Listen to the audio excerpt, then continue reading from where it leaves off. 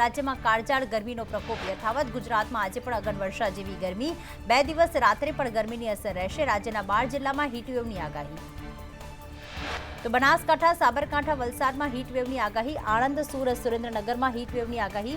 પોરબંદર, રાજકોટ, જૂનાગઢમાં હીટવેવની આગાહી। ભાવનગર, પોરબંદર, અમદાવાદમાં રાત્રિ ગરમ રહેશે।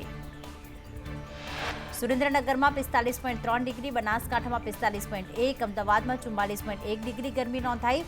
ગાંધીનગરમાં 44.9, મહેસાણામાં 44.2 ડિગ્રી, વડોદરામાં 44 ડિગ્રી, ભરૂચમાં 41.8 ડિગ્રી તાપમાન નોંધાયું। તો વલસાડમાં 40.6, ભાવનગરમાં 42.6, રાજકોટમાં 44.6 ડિગ્રી તાપમાન નોંધાયું। અમરેલીમાં પણ 44.6 ડિગ્રી તાપમાન નોંધાયું। તો જામનગરમાં 44.1, જૂનાગઢમાં 43.1 ડિગ્રી અને ભુજમાં 44.3 ડિગ્રી સેલ્સિયસ તાપમાન નોંધાયું છે। ગુજરાતમાં ગરમી જીવલેણ બની રહી છે। વડોદરામાં 24 કલાક દરમિયાન ગરમીના કારણે 4 લોકો અને 72 કલાકમાં 13 લોકોના મોત નીપજ્યા। ગભરામણ અને ચક્કર આવ્યા બાદ મોત થઈ રહ્યા છે। અમદાવાદમાં એએમસી દ્વારા હીટ એક્શન પ્લાન અમલમાં મુકાયો। શ્રમિકોને બપોરે કન્સ્ટ્રક્શન સાઇટમાં કામ ન કરવું, બાગ બગીચા મોડા સુધી ચાલુ રાખવા સૂચના। ઉંમરલાયક લોકો અને બાળકો કામ વગર બહાર ન નીકળવા તેમને અપીલ કરવામાં આવી। અમદાવાદમાં 5 દિવસ રેડ એલર્ટની આગાહી। રેડ એલર્ટને લઈને અમદાવાદ ગ્રામ્ય ડીઈઓનો આદેશ। શાળામાં પ્રવેશ પ્રક્રિયા સવારે 7 થી 10 કરવા સૂચના। અમદાવાદ ગ્રામ્ય ડીઈઓએ તપાસ શાળાઓને લેટર મોકલ્યો। રાજકોટમાં કાળઝાળ ગરમીને લઈને મનપાએ શહેરમાં રેડ એલર્ટ જારી કર્યું। લોકોને ગરમીથી સાવચેત રહેવા મહાનગરપાલિકાની અપીલ। દિલ્હી સહિત 5 રાજ્યોમાં પ્રચંડ ગરમી, લૂ ફૂંકાવાની આગાહી વચ્ચે રેડ એલર્ટ જાહેર। દિલ્હીમાં સતત બીજા દિવસે તાપમાન 47 ડિગ્રીને પાર। ગુજરાત સહિત દેશના અન્ય રાજ્યોમાં પ્રચંડ હીટવેવ। આગામી 5 દિવસ તાપમાનનો પારો 47 ડિગ્રી સુધી જવાની શક્યતા। દિલ્હી, ગુજરાત, એમપી અને ઓડિશામાં હીટવેવની આગાહી। 4 રાજ્યોમાં હવામાન વિભાગે આપ્યું ગરમીનું રેડ એલર્ટ।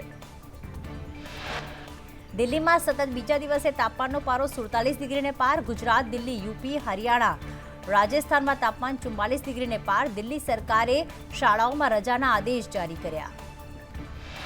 તમિલનાડુમાં ભારે વરસાદ। કોળાઈ કેનાલના પહાડી વિસ્તારોમાં ધોધમાર વરસાદ વરસ્યો। અવિરત વરસાદ વરસતા પૂર જેવી સ્થિતિ સર્જાઈ। રાજકોટ ગ્રામ્યમાંથી નકલી બિયારણનો જથ્થો ઝડપાયો। રાજકોટ રૂરલ એસઓજીએ 405 બેગ કપાસનું નકલી બિયારણ ઝડપ્યું। ભૂમિક ભાલિયા નામના વ્યક્તિની પૂછપરછ હાથ ધરાઈ। ઈડરથી નકલી બિયારણ આવતું હોવાનું ખુલ્યું। રાજકોટના અટલ સરોવર અને નવા રેસકોર્સમાં સહેલાણીઓ સાથે ઉઘાડી લૂંટ। નવા રેસકોર્સમાં ખાણીપીણીના ગેરકાયદેસર સ્ટોલ। ખાનગી કોન્ટ્રાક્ટરો દ્વારા પીવાના પાણીની વ્યવસ્થા નહીં। સહેલાણીઓ મોંઘું પાણી ખરીદીને પીવા મજબૂર। સ્માર્ટ મીટરનો મુદ્દો હવે ગુજરાત હાઈકોર્ટ પહોંચ્યો। પ્રીપેડ સ્માર્ટ મીટર યોજનાને હાઈકોર્ટમાં પડકાર। અરજદારનું કહેવું છે કે સ્માર્ટ મીટર લગાવી ગ્રાહકોનું હિત ન જોવાયું। સ્માર્ટ મીટર ફરજિયાત ઇન્સ્ટોલ કરવું કાયદામાં મરજિયાત। અરજદારનો કાયદાકીય રીતે અરજી કરી યોજનાનો વિરોધ। રાજકોટમાં 26 વર્ષીય વિશાલ કોબિયાનું હાર્ટ એટેકથી મોત। રનિંગ બાદ હૃદય બેસી જવાથી યુવકનું મોત। પોલીસ ભરતીની તૈયારી કરતો હતો આ યુવકના મૃતદેહને પોસ્ટમોર્ટમ માટે ખસેડવામાં આવ્યો। નર્મદામાં ચૈતર વસાવા અને પોલીસ આમને સામને। પોલીસે સમર્થકોને રાજપીપળામાં રોકતા મામલો ગરમાયો। સમર્થકો ભ્રષ્ટાચાર અંગે આવેદનપત્ર આપવા આવી રહ્યા હતા। તો ચૈતર વસાવાએ લગાવ્યા ગંભીર આક્ષેપ। કયો આદિવાસીઓની ગ્રાન્ટ અમુક એજન્સીઓને જ અપાય છે। કરોડો રૂપિયાના આયોજન બારોબાર કરાય છે। યોગ્ય કાર્યવાહી ન કરાય તો જન આંદોલન કરાશે। અમદાવાદના 175 મદરેસાની તપાસ કરાઈ। ફંડિંગ અંગે શિક્ષણ વિભાગને કોઈ ઠોસ બાબત ન મળી। 15 મદરેસાઓએ માહિતી આપવાનો ઇનકાર કર્યો। દાનમાં આવતી રકમથી મદરેસા ચાલતી હોવાનું સામે આવ્યું।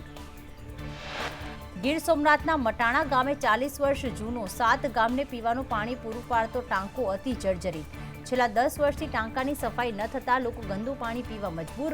વર્ષો જૂનો ટાંકો પાડીને નવો ટાંકો બનાવવા ગ્રામજનોની માંગ। પોરબંદરમાં ચોમાસાને ધ્યાનમાં રાખીને પ્રી મોન્સૂન કામગીરી શરૂ કરાઈ। વૃક્ષોની ડાળીઓનું કટિંગ અને નબળા વીજ પોલ હટાવવાની કામગીરી હાથ ધરવામાં આવી। ડ્રેનેજ સિસ્ટમની સફાઈ કરવામાં આવી। સાથે પાલિકાએ શહેરમાં જર્જરિત ઇમારતોનો સર્વે કરીને નોટિસ બજાવણીની કામગીરી શરૂ કરી। સુરતમાં ડુમ્મસની 2.17 લાખ ચોરસ મીટરની સરકારી જમીનને લઈને કોંગ્રેસનો સીએમને પત્ર। સરકારી પડતર જમીનમાં કૌભાંડ થયું હોવાના આક્ષેપ કોંગ્રેસના તુષાર ચૌધરી, દર્શન નાયકે તપાસની માંગ કરી. ગણોતિયાના નામ દાખલ કરવાના કૌભાંડનો કોંગ્રેસનો આક્ષેપ. તો કોંગ્રેસે જમીનને લઈને આરોપ લગાવતા કહ્યું કે પૂર્વ કલેક્ટર દ્વારા ભ્રષ્ટાચારની આશંકા છે. 2 તત્કાલીન કલેક્ટરના નિર્ણયમાં વિરોધાભાસ. તત્કાલીન કલેક્ટર આયુષ ઓકે ભ્રષ્ટાચાર કર્યો. સરકારી જમીન મુદ્દે એસઆઈટીની રચના કરવા કોંગ્રેસની માંગ. ગુજરાતમાં વધુ એક આંતરરાષ્ટ્રીય ગેમ થવાની શક્યતા. ધરોઈ ડેમ એડવેન્ચર સ્પોર્ટ્સનું સેન્ટર બનશે. આયર્નમેન ટ્રાયથોલોન કોમ્પિટિશન યોજાઈ શકે છે. અંદાજે 30 દિવસનો આ ફેસ્ટિવલ યોજાય તેવી શક્યતા. હળવદના માથક ગામે તલાટી કમ મંત્રી પર હુમલો. ખરાબાની જમીન નામે કરવા બાબતે માથાકૂટમાં 2 શખ્સોએ હુમલો કર્યો. હરપાલસિંહ અને મિતરાજસિંહ સામે ફરિયાદ નોંધાઈ.